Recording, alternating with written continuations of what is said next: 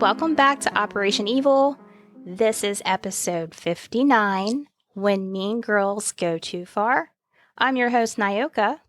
I am Rachel. Do you remember me? I know, it's been forever since you've been on. And it's been forever since we've been in the same room podcasting. Months. Yeah. It's like we almost forgot what it was like. It's a fresh breath of air. It is. Blah, blah, blah, blah. I'm so glad you're here now. It's good to be back together. Did you, I don't know if you listened to the last episode that I did, but you have a birthday clip and everything in there. Dang. Man, why don't you I listen? am a horrible person. God. Supposed to be my sidekick. She ain't even listening. I'm glad you guys are listening. In all fairness, she was under the weather for quite a while. So. I'm not dependable. Oh my gosh. I don't think we have any housekeeping business. Everything's the same. As you're catching on that we are recording every other week. It's working out good so far, I think. You will have a bonus episode coming soon. And I think that is it. Other than someone did reach out to us and gave us another suggestion on a story, and we're going to look into that.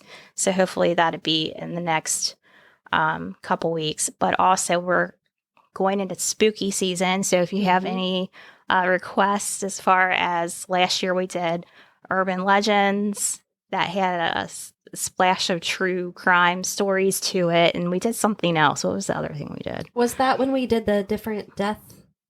Maybe the death and superstitions, and Yeah. maybe so. So if you guys have anything like that you want to hear, let us know. You can reach us on Facebook or email us at operationevilpodcast@gmail.com. Those two are your best bet on reaching us because we're not as active on the other platforms. We keep saying we're going to get better with that, but we don't. So at least we're honest. I know we have a Twitter page. And it's like, It's like, what's Twitter sad. again? Can't remember that. Instagram's pretty sad too, but Facebook, I'm on that one usually. You are too, responding. somewhat. Somewhat. Nyoka is the tech brains person. If you say so. Rachel's given us a story this time. I just want to apologize right now because I'm still like... It's not what you think.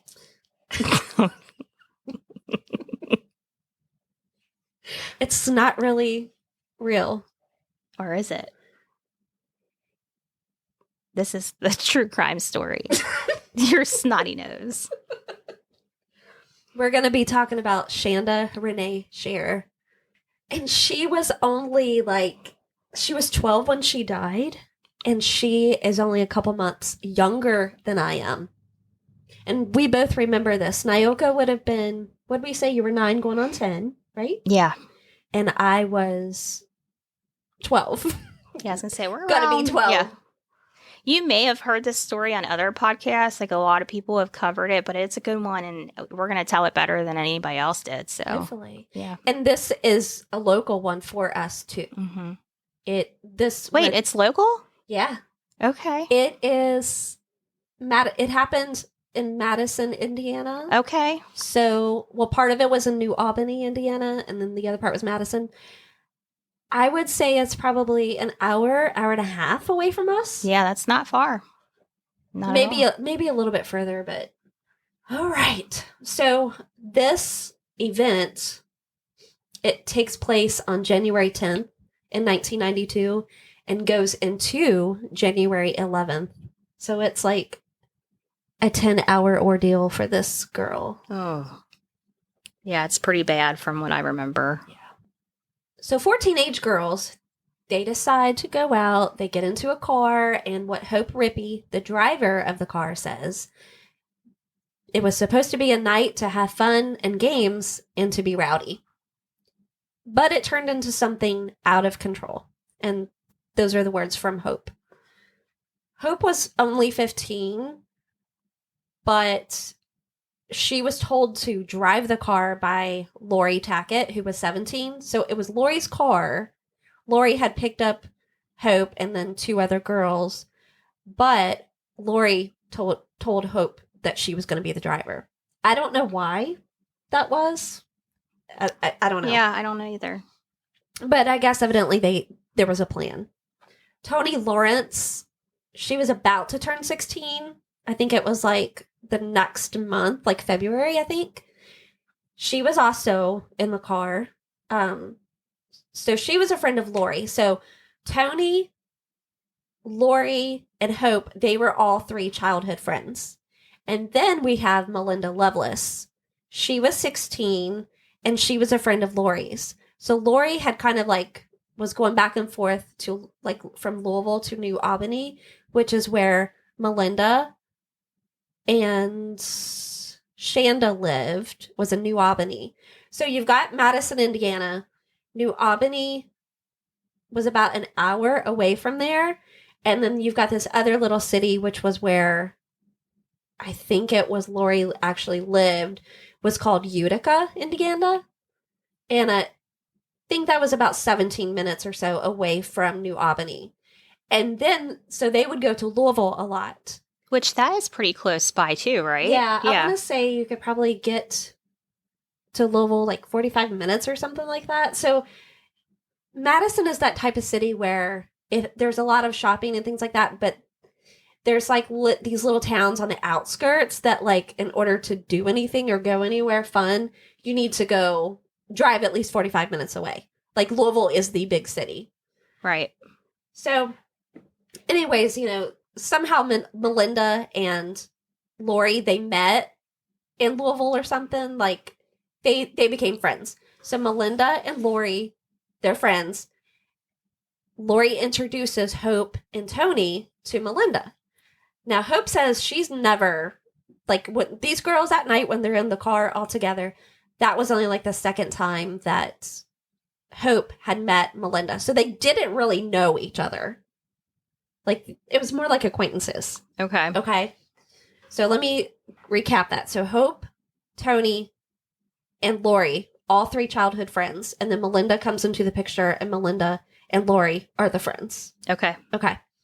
All right. So Melinda had a girlfriend. Her name was Amanda. And I think Amanda was like 14 at this time. And it was said that their relationship was on and off. And then Amanda met Shanda Shear at school, like at a school dance or something. And Shanda was 12. So when they first met, they had gotten into a fight, but then they became friends. You know how sometimes that happens? Yeah. Okay. And they're 12, so. Right. Yeah. They started writing, Shanda and Amanda, they started writing letters back and forth. And at some point, Shanda's mother, she started thinking Shanda was hanging around a wrong person because Shanda, like, she changed her clothes, like what type of clothes she was wearing. Like, she would wear like baggy clothes. She would cry constantly. Her grades had dropped. She was like a really good student. And then suddenly the grades just dropped, which they tell you when there's trouble, that's one thing to look for. Mm-hmm. And also too, before I forgot to include this. She was very athletic. Shanda was? Yes. Like, I think she was on the cheer team, and like no matter what kind of sports, like she would do it. Okay. And her mother said that like she was failing PE, and she's like, how do you fail PE? And it was because she wouldn't, remember how you used to have to change your clothes?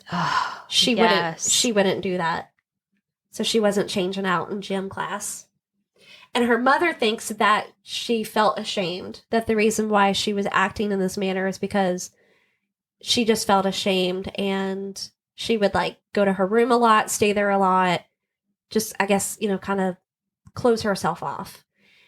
And so later on, after Shanda died, I think it was Shanda's sister Paige said that they had found some letters. And in the letters, they found out that Amanda and Shanda had a sexual encounter. So, and then also in the letter, Shanda's like, I like boys, I don't like girls, I don't want to be with you. So the mother was kind of, which her name is Jackie. Jackie was kind of saying like she thinks she felt ashamed because of the sexual relations and With a girl. right. Yeah, probably. And then I was thinking about the PE. I remember that age being in PE, and girls would have to change in front of each other. Some showered. It was like, I don't know. It can be it's an awkward time.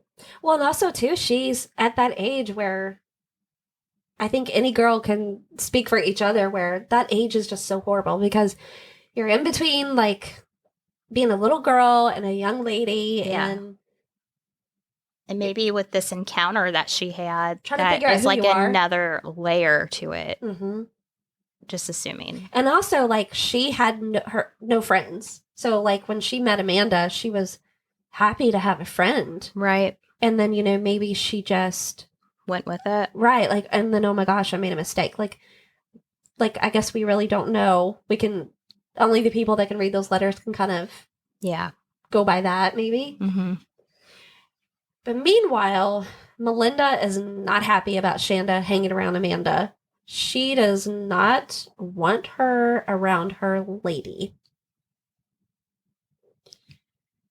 So these 4 girls are driving around. They decide to go to Shanda's house. Now, Shanda's house, this was her father's house. Her mother and her father were divorced.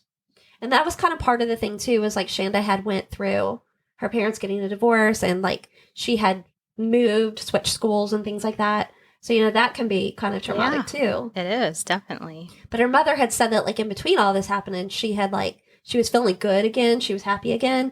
And then she met Amanda and kind of fell into a hole, seems like. Mm-hmm. So Hope says that in the car, Melinda is like really agitated. And they get to Shanda's house. Tony and Hope, they decide to go up to Shanda's house. And Shanda answers the door. But they're like, is Shanda here? So they didn't even know that was Shanda. Oh my gosh. So, wow. The father hears this too. But I guess, he really didn't think anything of it. Supposedly, so they came back later, the girls. Supposedly, one thing that I read said that the way that they coaxed Shanda out of the house, because remind you, like, Shanda didn't know these girls. The only girl that she would have known in the car was Melinda. They told her that Amanda wanted to see her. That's how they coaxed her outside. So she probably didn't know that Melinda was even in the vehicle. She didn't. And Melinda and Amanda dated, and that's the problem with Shanda now, because Shanda had this relationship with Amanda. Exactly. So she talked these 2 girls and trying to get her to come out and go out with them. And the whole thing, too, was some of the girls, which I think they said that Melinda, that was her intention to begin with, too. Yeah. Was that she just wanted to fight her. It was just like, let's go pick this girl up and let's like teach her a lesson and it'd just be a fight and, that's it. And hold on. So Shanda's 12 and Melinda's how old again? She's like older, right? She was like 16 or 17. That just seems bizarre to me. But go on. It is. I mean, all the girls were much older than her. Yeah, I mean, she's a middle school kid. And then even like Amanda, the one thing that I found, like I was looking for her age, like how old was she how old at the was time? She? And I found that she was 14. But so there's weirdness, like I'll like touch on Amanda later on too. Yeah.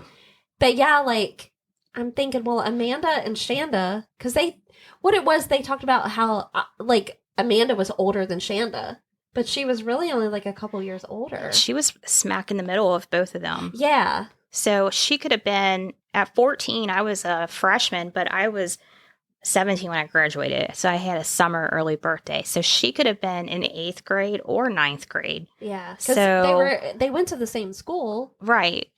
So she really is like right in the middle of both of those ages. Yeah. Which I guess when you do think about it, when you separate like 6th grade and 8th or 9th, it is a wide span. Yeah. So Shanda, like I said, the girls come back. Supposedly Shanda says, you got to come back after my dad and my stepmom go to bed. So the girls come back, not really sure what time it is. I mean, it must have been late. If this whole thing lasted for 10 hours, I would say it was probably midnight, a little later, maybe. Probably. I mean, if the parents are asleep. Right. So she goes out to the car, and her mother had also pointed out that when Shanda left, she left her coat and her purse on the table in the kitchen, which indicated to her mother that Shanda didn't intend to leave with them. So if that's true, if they were like, come on out, Amanda wants to see you, then she was just walking out down the driveway to the car just to see her, just to chit chat. And this is in January too, so she definitely would have wanted to take a coat if she was going to leave with them. And she did not bring one. Right. So once Shanda is in the car, Melinda comes out from the back. She's hiding under like a blanket or something, and she puts a knife to Shanda's throat. And I think from what I remember, like, they had Shanda sit in the front seat, of course, so like she could come up behind her. And they said too, like, I think it was Melinda said, well, I put the dual side up to her neck. That makes it better. Like, that is crazy. So the whole time, like, as they're driving, so they're driving to this place called Witch's Castle, which is in that place I was talking about, Utica, Indiana. And again, it's about 15 minutes away from where they were. So Shanda's house is in New Albany. They're driving for about 15 minutes. They get to this place called Witch's Castle. And it's like this it looks like a small castle. It's like all stone. You should look it up. And actually we'll post a picture so you guys can look at it too on Facebook or whatever. But it's just this old little burnout stone building. They take her there, and the whole time while they're going, like driving, Shanda's being taunted, belittled, and bullied. Like, they're saying crap like, I bet you'll stay away from Amanda now, like, the whole time. Just things like that. So, Melinda and Shanda, they do fight, but she's also got, like, at some point, they tie her hands, and they tie her feet. Lori? She starts getting freaked out, and she wants to leave because she sees people like driving by, like headlights and stuff. So they left from there, and then they drove to this wooded area that was pretty close to Lori's house. Shanda was stabbed in her feet, in her legs, I believe her chest as well. She was beaten. They hit her in the head with a tire iron. Her mother said that she had recently got braces and that she was like down on her knees, and Melinda took her knee and like kneed her in the mouth repeatedly. Oh. She was told to take her clothes off, and she was sexually assaulted. She was assaulted severely that she would have had to have a colostomy bag. Oh. And it was with they believe it was with a tire iron. Who was doing this, Melinda? Or all of them? I believe it was Hope that got charged with the molestation. So they say that it was mostly Melinda and Lori.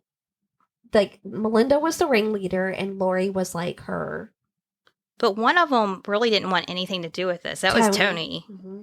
I remember that. Yeah. She was just, it was kind of like she was there. Yeah. Now, she did supposedly, go up to the door and I'm doing like lured her out. Yeah. So I guess, but she probably had no idea this was going down. Well, like I said, most of them thought initially that it was just going to be a fight. But it's so stupid, too, because, like, why would you think it's okay to go pick some girl up that you don't know? You're still hurting her. They're like, oh, it was just intended to be just a fight? Yeah, to a 12-year-old. Exactly. They also, like, they put a rope around her neck and they were trying to, like, strangle her with it, which I think at some point she did fall unconscious.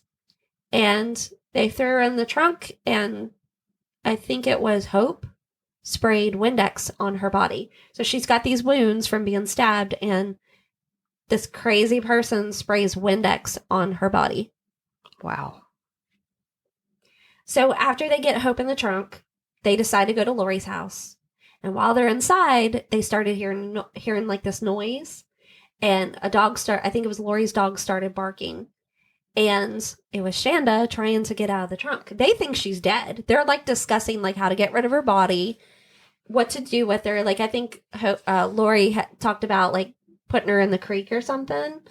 And Hope was the one supposedly that suggested if you want to get rid of a body, you burn it.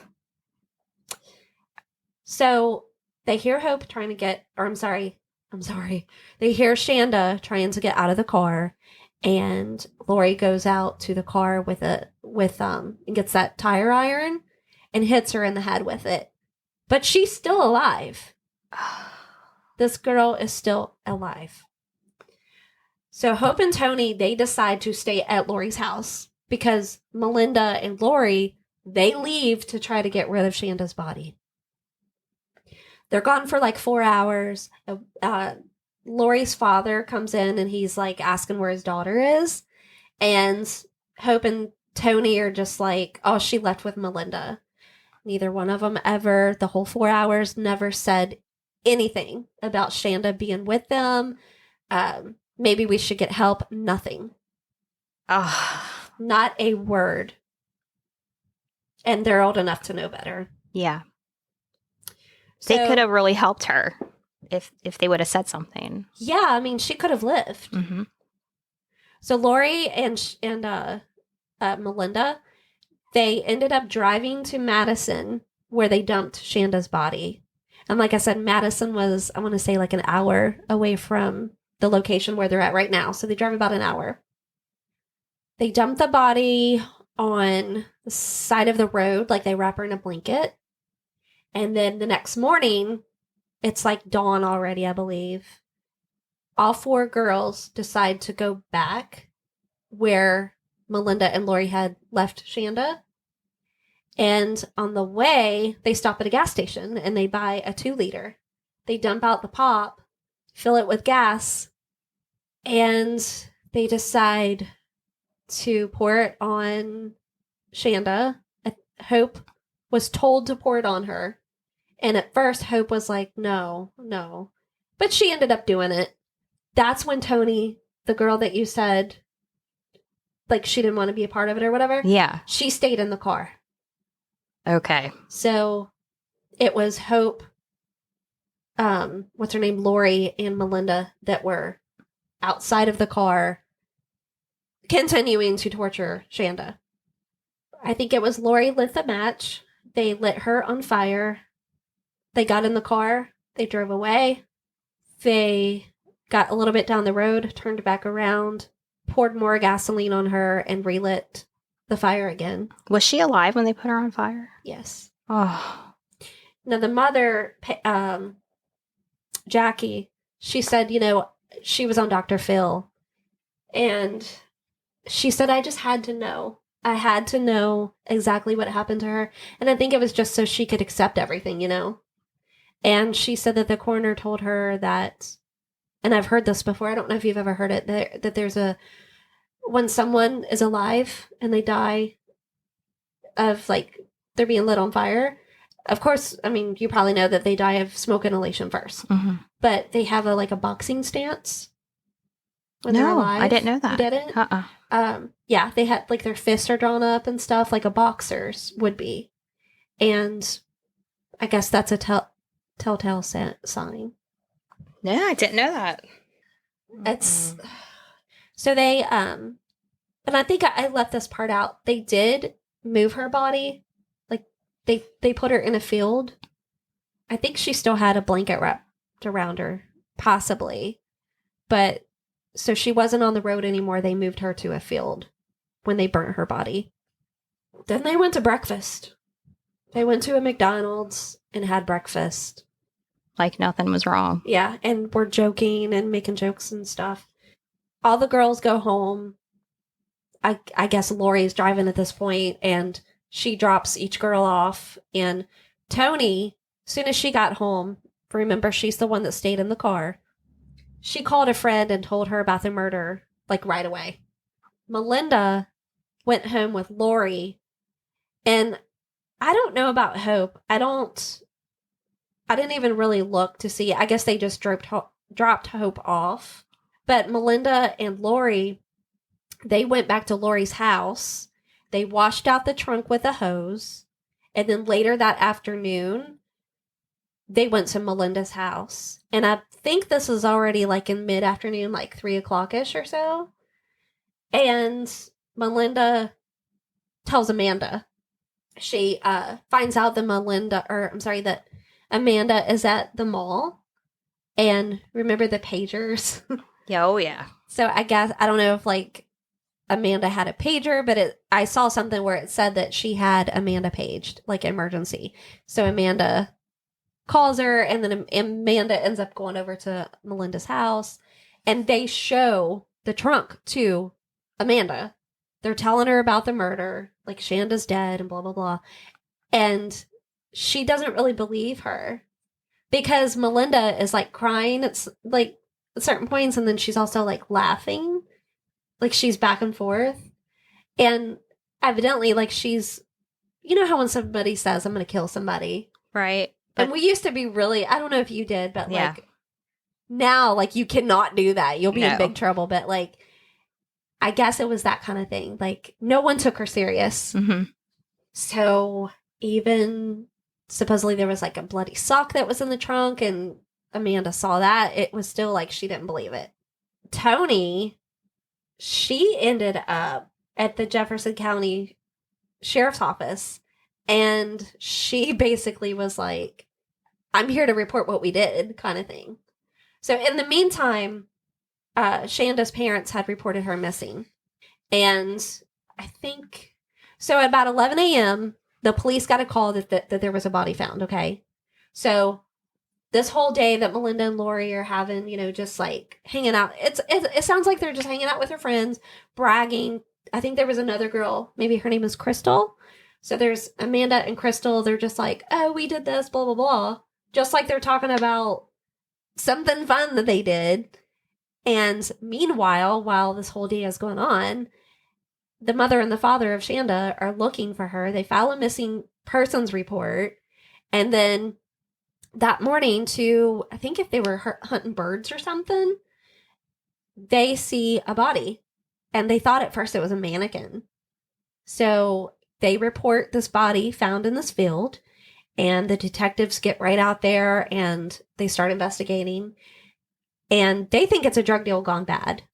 But after investigation and stuff, and then when Tony shows up at the sheriff's office, they kind of like start putting two and two together. Yeah. Because, like back then, they didn't have all the computer stuff like they do now, too. Right. Like, with the missing persons report to link things together.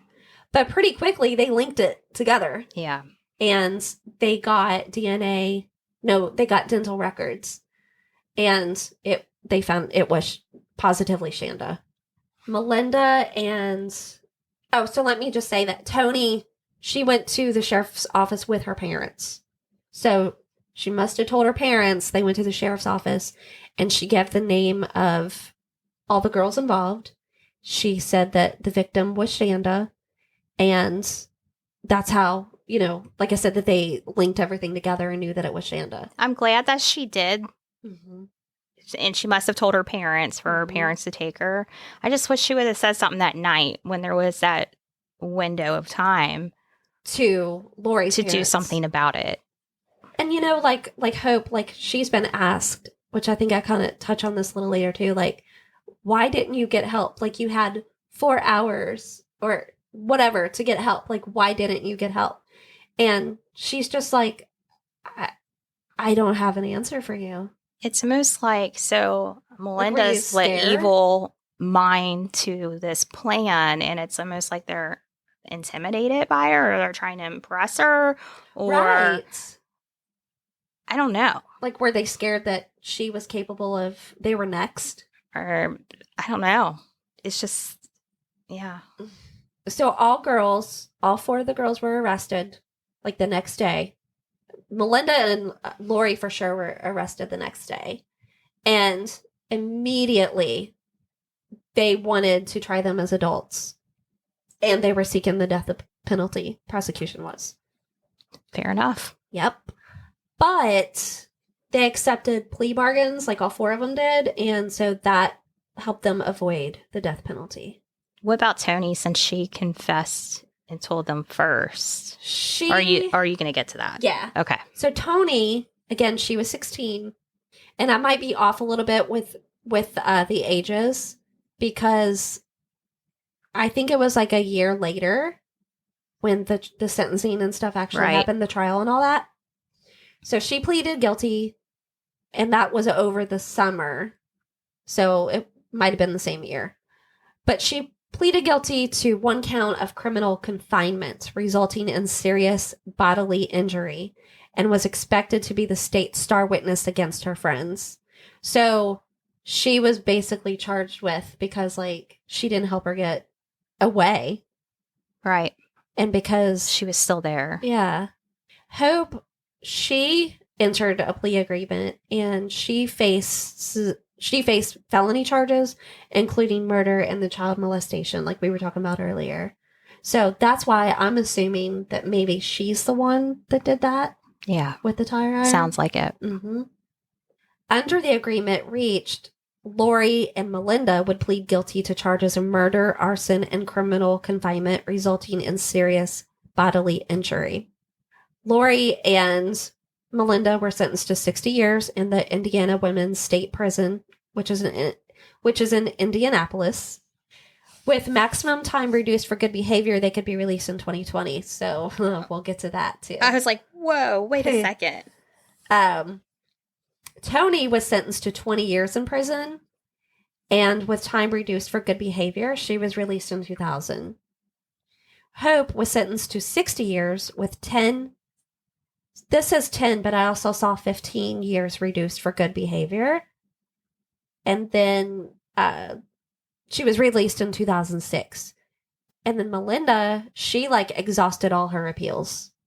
And I want to say it was like 2019 that she got out. I can't believe these girls got out. I know, it's ridiculous. Now, especially Melinda's lawyer, he used the defense, like sexual abuse. So Melinda, they said that she was sexually abused as a child, and then like a couple of the other girls as well. Lori, her childhood was, there were some reports that I saw that like extreme church kind of stuff. Like, I believe she was raised Pentecostal, and like she got in trouble for she would go to school with a skirt on and then change into pants. Oh. And so she'd get in trouble for that. Tony, I believe it was, she was raped at a young age. So, that doesn't make it okay. No. But at least we have some history, some background to them. Right. So, and this is just kind of one little thing here about like Melinda's attorney. He requested a hearing to argue for his client's release.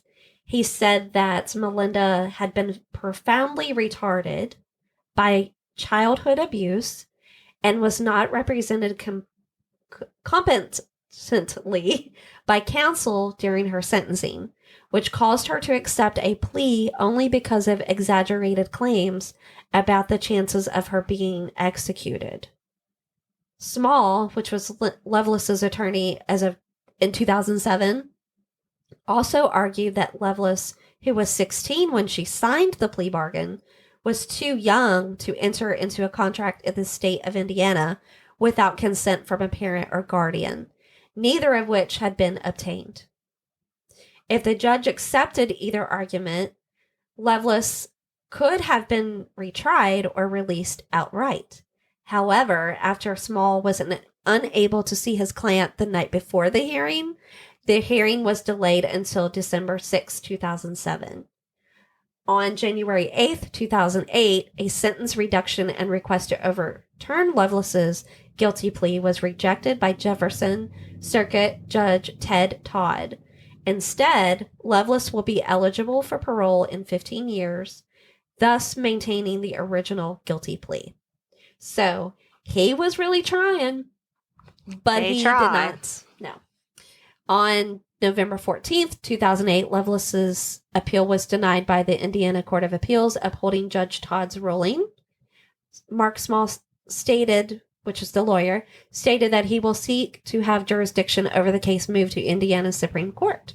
And like I said, I think it was like 2019 she finally got out. I wonder if she's committed any crimes since, if any of them have. Oh, you're smiling. You must know something. So, and these are just a couple facts, too, that I kind of stole from this website. The crime... Don't worry, I got the... we list our sources. Yeah. It's fine. The crime, like this crime has been documented. And like, there's been a lot of podcasts, which I think you mentioned earlier. Yeah, that's how I know this story. I can't remember. Yeah, I couldn't remember if we were talking about it before we started recording or after. Yeah. There's a crime book called Little Lost Angel by Michael Quinlan and Cruel Sacrifice by Aphrodite Jones, which I think she's like a big news reporter person. The story was turned into a play called Hazelwood Junior High, which that was the name of the school where Shanda? Yes. And I think Melinda went there too. If not, it was just Shanda and Amanda.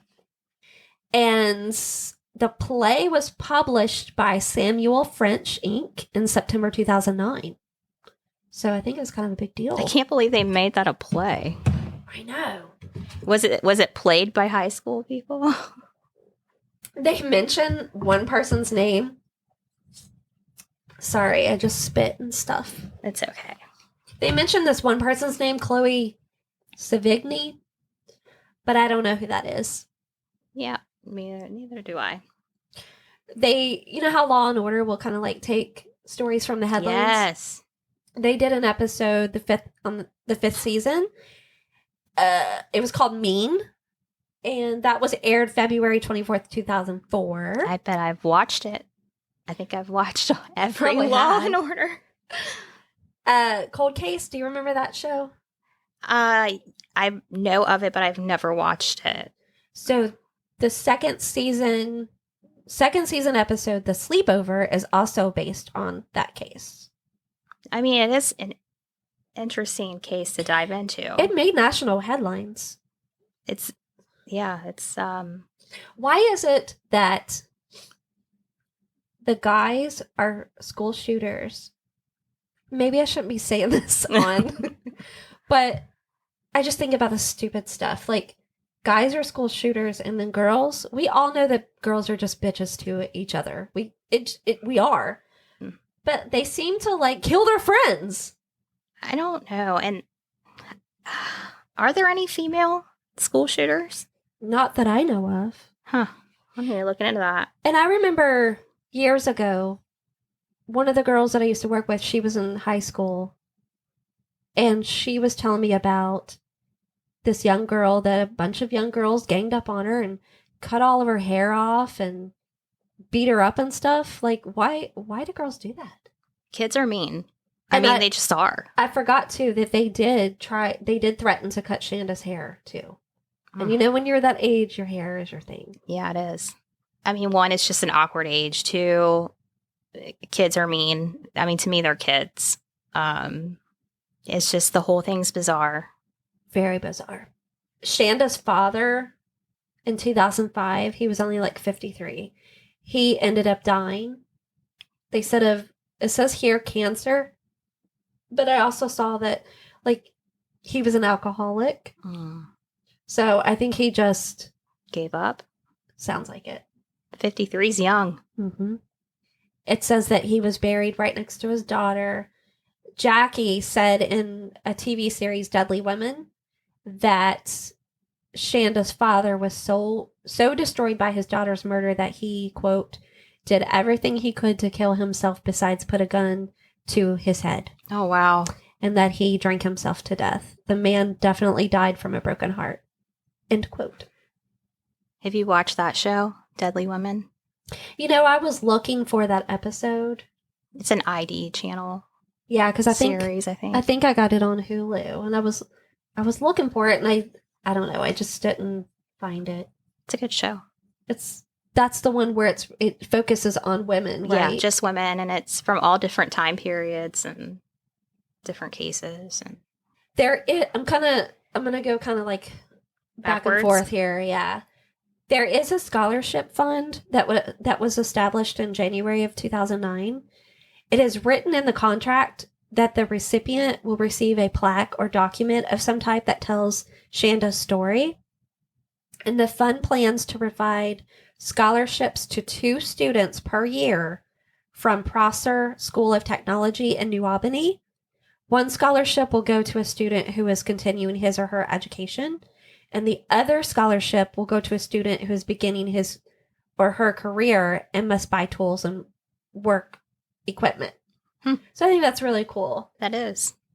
That Dr. Phil show that I was referring to, Shanda's mother and her sister Paige were on that show. It was, like I said, 2011. They were able to confront Hope Rippey. Oh. And this is where I was talking about how, like, Jackie asked why she did it. And she seemed sorry, but I loved it when Jackie said, like, there's nothing that you can do, but you could have at least served her time. And I'm so paraphrasing here, but she's so right. Like, if you're so sorry, why couldn't you just serve your whole time? Lori was the only one who never asked for an appeal. She served her time. Wow. So she didn't get out early or anything? Or they might have let her out, but she didn't appeal it? Right. Like, she just basically took her punishment. Yeah.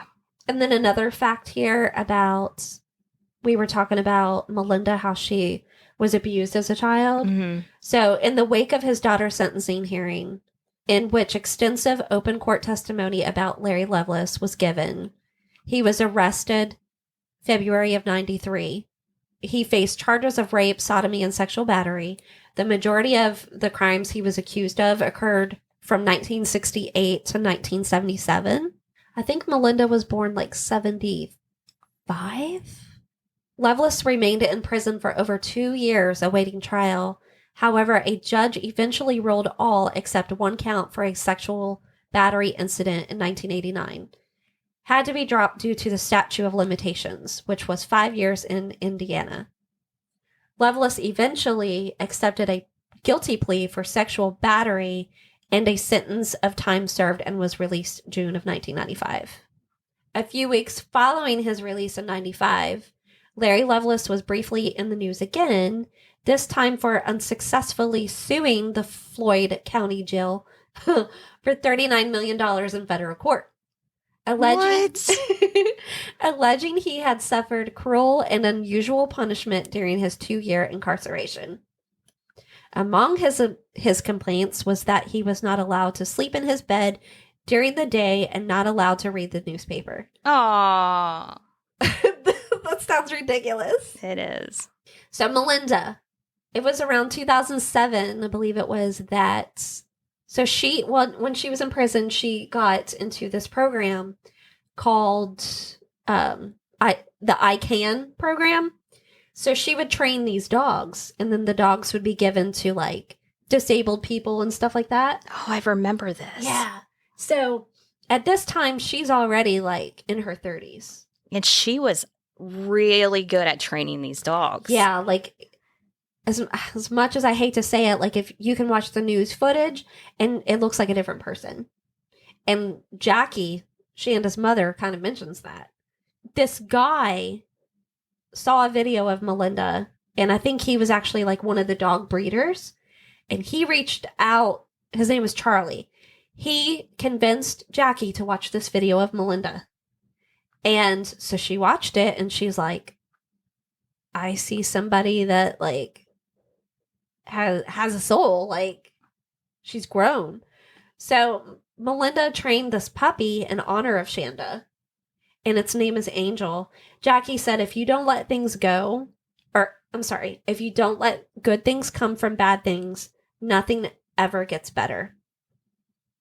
And Melinda said that this helped her heal and forgive and grow, whether like Jackie intended for that to be the reason, but she couldn't thank her enough. And she's doing this for Shanda.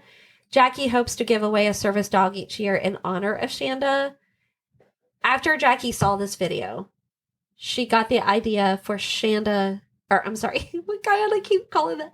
She got this idea for Melinda to train a dog in honor of Shanda. Wasn't she even visiting her and like building a relationship with her at this point? Not that I saw. Because like there's one thing where she says, I don't want to have dinner with any of the girls. I don't want to bond. I just want to make Shanda proud of me. So I don't know why I think that. I feel like I've watched clips of that or something, but I could be totally wrong. I mean, I didn't find anything about it, but I do remember the whole dog thing, and she was really good at training yeah, the dogs. it was like I said, it was like she just is a different person. But is she? Is she though? For Lori, she, like I said, she never asked for the appeal or anything. You know how stuff gets said to though. So I don't know if this is true, because we know with the whole Damien Eccles thing, how people say crap. Supposedly, right. Lori had made a comment that it was her destiny to murder someone. Supposedly, she made this comment at a hearing. She has regrets. She said she was sorry. She fell into pressure. But what's messed up is she was released on the 26th anniversary. I thought that was very distasteful. Yeah, but it really is. Like a psychologist person did evaluate her, and he said that she showed signs of like years of child abuse, incapable of empathy, lack of personality, and that she couldn't tell wrong from right. I can see why her and Melinda were friends. Yeah. And what's interesting too was that her brother, there's like news footage of her brother, and he's like, she's lying. They're all lying. Like, wow. It's pretty bold when your brother says you're lying. Yeah. And for Hope, she was a model prisoner, and she, like on the Dr. Phil show, she's like talking about how she was a weak person, and how I kind of said before how like she didn't have an answer for like why she didn't get help. Like she didn't have an answer for the whys. She just went along with it. She didn't think or feel anything. She was afraid, but she just didn't know what was going to happen. She didn't believe that Melinda was for real. She thought it would just be a fight. She wanted to do the show, like to talk to Shanda's mother and the sister to tell the truth. And what's really messed up about this is that there was a ring that Shanda had on, and Melinda took it. And they said that she continued to wear it. And then Hope took a watch. She had a Mickey Mouse watch, and she took it. So that was one of the things that kind of upset Shanda's mother. She's like, you took her watch. And it's a Mickey Mouse watch. This tells you how young she was. Exactly. And it tore me up because, like, I think it was the sister was like, Paige, she said, you know, for like 3 months after the murder, she couldn't sleep. And she said that when she was talking to Hope, she was like, whether inside or outside of prison, like maybe it was, no, I take that back. Maybe it was Hope that said that, like whether she's inside or outside of prison, she feels like she's still being punished. But the sister was like, it doesn't matter, like, about time. Like, we will never have her back. And that, I think that's what they were trying to make her understand. Like, no matter how many times she said she was sorry, yeah, like, they have to live without her. There's nothing that she can do. The only thing she could have done was serve her full time, and she didn't do it. I think it was Jackie was like, just don't hurt anybody else. Now, Amanda, remember how you asked, like, if any of the other... Oh, and Hope, she went on to marry. She got married. I don't know if she has any kids. Lori, I think she had 2 kids. Or that might have been Tony. There wasn't a whole lot of information on Tony. But Amanda, there's pictures of her like on Instagram or Snapchat or something, and she's holding a gun like to the picture, like she's shooting, like you can see the barrel of the gun. And then there's a Facebook page. I have the name on it down here. I think it's called Justice for Shanda. And there's a mugshot of her on there. So she's been in and out of trouble. She was also Amanda has? Yeah. Amanda was the girlfriend. Right. That wasn't even there for this. So she did the Dr. Phil show too. And Dr. Phil was asking her about, because one of the things is that Shanda's mother said that Amanda is a child molester because she was older than Shanda. She was 14. Mm-hmm. Shanda was 12. Right. So Amanda says that she never did anything to Shanda that she didn't want her to do. And she figured, she was seeing older boys, like older than she was. So she was just like, okay, like whatever. And she said that one time Shanda locked her in a bathroom and made the first move on her. I got the attitude from her like she was just a smug jerk. Really? Yeah, like even Dr. Phil was like, are you victim blaming here? Are you blaming the victim of a father? Or the father of a victim? Because she made a comment, because remember how the father heard a girl asking for Shanda, but he didn't know who the girls were? Yes. She made a comment like, well, the father didn't do anything. He could have done something. Huh. And Dr. Phil was like, he shot her down. I'm really surprised by this. Mm-hmm. So Amanda said that Shanda's mother had ruined her life because, like, I guess she was saying she was a child molester and stuff. And she got kicked off the basketball team and lost a lot of things because of it.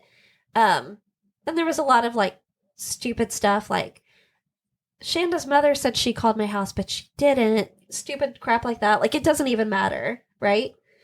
Amanda also talks about how she had reported that Melinda had said she was going to kill Shanda, and Amanda reported it to a youth prosecutor. And there was letters that were given to the prosecutor, and they said they would call a meeting with the parents and would look into it. But they didn't. It doesn't sound like it. She said she couldn't go to the funeral. She wasn't allowed to. So that Facebook page that I was talking about, it's called Justice for Shanda Renee Scherer. There is a memorial site that's out in the field in Madison. There's like a little stones that are set up, like a little circular thing, and then there's like flowers, and I think there's like a little angel and stuff there. Jackie, she worked for the chief investigator, Floyd County Prosecutor's Office, and the last report that I read about her was that she was getting ready to retire and that she was caring for her 2 grandchildren. And her mission is she doesn't want people to forget about Shanda, and she just wants to make Shanda proud of her. That was a lot to take in. Yeah. I liked all the updates. There's probably even more updates that I missed, but I'm going to have to watch the Dr. Phil episode now. You should. And, like, there is some random pictures that I did see on Facebook of Hope and Lori and Melinda. And they're in their 40s now, late 40s. They look like typical women that you would think would never do anything like that, but we know they're capable, and will they do it again? Hopefully they got the rehabilitation that they needed. Great job. Thanks. That was amazing. My throat's dry. Well, you did a lot. Did a lot of talking. That was fantastic. Okay, so that was great. We'll be back in a couple weeks with a new episode, and thanks for listening, of course. And just a reminder, if you want to support the show, we have our Patreon link in the show notes, and we do bonus episodes every month. And there's a good, I don't know how many we have, probably close to a dozen. Probably. Yeah. So there's different tiers, but if you want access to more episodes, you can join that. And other than that, I think that's all we have for you. So thanks for tuning in, and we'll talk to you next time. Goodbye. Bye.